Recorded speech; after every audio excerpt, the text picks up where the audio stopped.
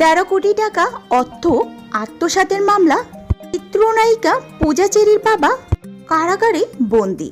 চলচ্চিত্র নির্মাণের কাজে নাম করে 13 কোটি টাকারও বেশি আত্মসাতের অভিযোগ উঠেছে চিত্রনায়িকা পূজা চেরির বাবা দেবপ্রসাদ রায়ের বিরুদ্ধে।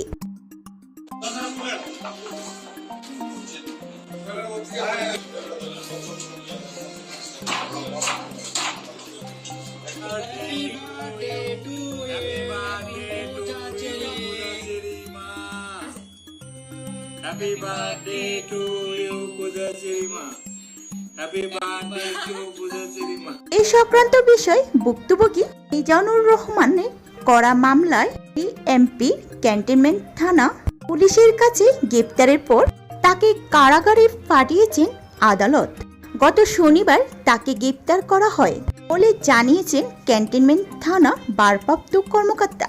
তিনি বলেন, 13 কোটি টাকার প্রতারণার অভিযোগে দেবপ্রসাদ রায়ের বিরুদ্ধে মামলা করেছিলেন ভুক্তভোগী মিজানুর রহমান। এই মামলায় আমরা তাকে গ্রেপ্তার করে আদালতে প্রেরণ করি। মামলাটি বর্তমানে তদন্ত অধীনে রয়েছে বলে জানিয়ে ক্যান্টনমেন্ট ওসি বলেন, আমরা লেনদেনের স্টেটমেন্টগুলো এখনো যাচাই করছি। পূজা চেরির পরিচিত ও পূর্ব সম্পর্কের কারণে টাকা দেওয়ার বিষয়টি জানিয়ে অভিযোগকারী মিজানুর রহমান। এদিকে বাবার অভিযোগ নিয়ে পূজা চেরি বলেন, আপনারা যেই অভিযোগ কিংবা মামলার বিষয় কথা বলছেন তার সাথে আমার কোনো সম্পর্কতা নেই, আপনারা আমাকে টানবেন না।